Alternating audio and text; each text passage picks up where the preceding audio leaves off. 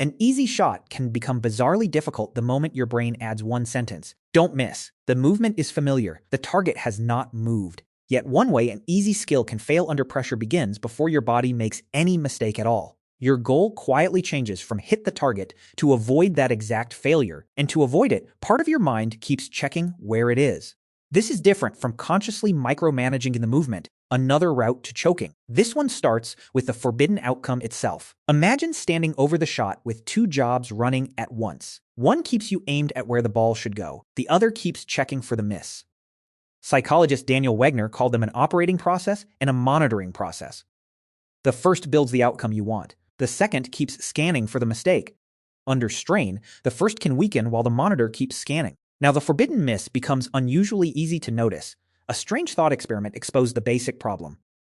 People were told not to think about a white bear. They were not especially good at keeping it out of mind. In Wegner and colleagues' 1987 experiments, the forbidden thought rebounded more strongly afterward than it did for people who had not first tried to suppress it.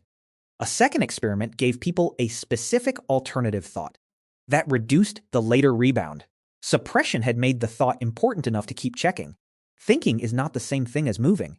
But the white bear revealed the trap.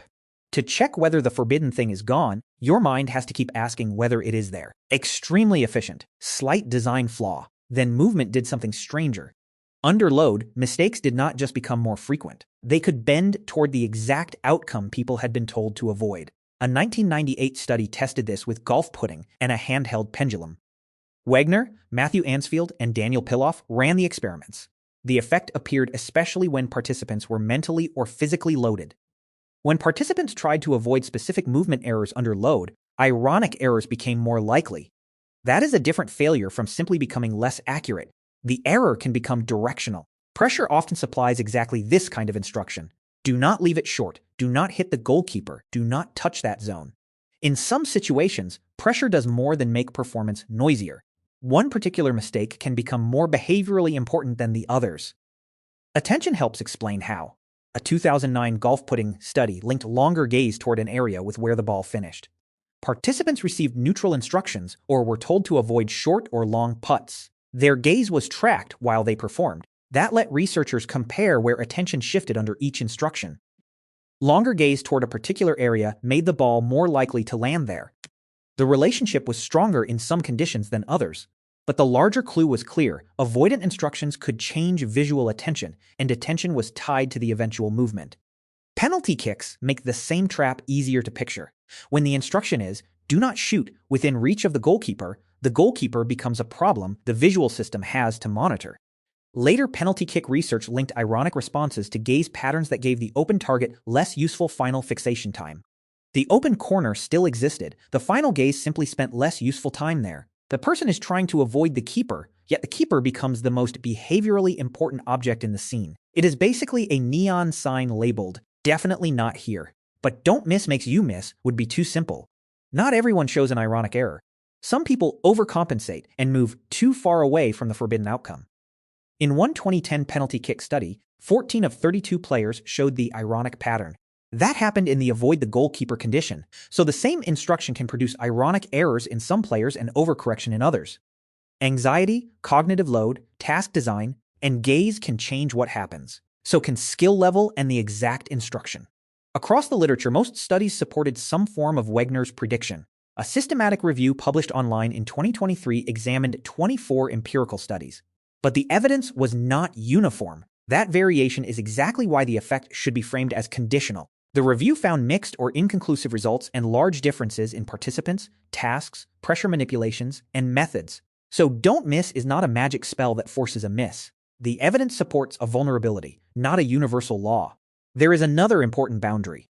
Most direct performance evidence here comes from motor tasks, especially sports. It does not show that ironic control causes every pressure failure. Speech slips, forgotten answers, and mental blanks can have other causes. Different failures can have different mechanisms. And that boundary changes the reframe. Sometimes the problem is not thinking too much about how to perform. The goal itself can be organized around the mistake you are trying to avoid. To avoid that mistake, the brain must keep representing it. Under enough load, failure can become easier to detect than the representation of success. Pressure can make an error more specific before it makes performance worse. That is why identical geometry can respond differently to different instructions. Do not shoot near the keeper names the danger. Aim for the open corner names the destination. One organizes control around what must not happen. The other gives attention somewhere to go. Changing the instruction can matter. Anxiety increased ironic errors in several reactive motor experiments, while instruction changes reduced them in others. Gorgulu, Cook, and Woodman reported that 5-experiment series in 2019. The older white bear work points in the same general direction.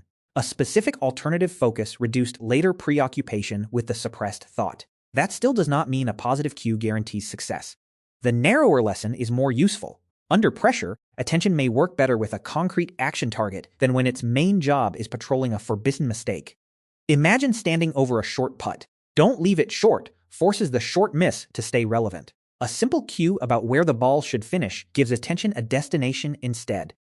Now the opening looks different. The easy shot did not suddenly become physically harder. Your skill did not evaporate, and you did not necessarily start manually controlling every joint. In this version of choking, one small sentence changed the map. Don't miss forced the miss to stay visible.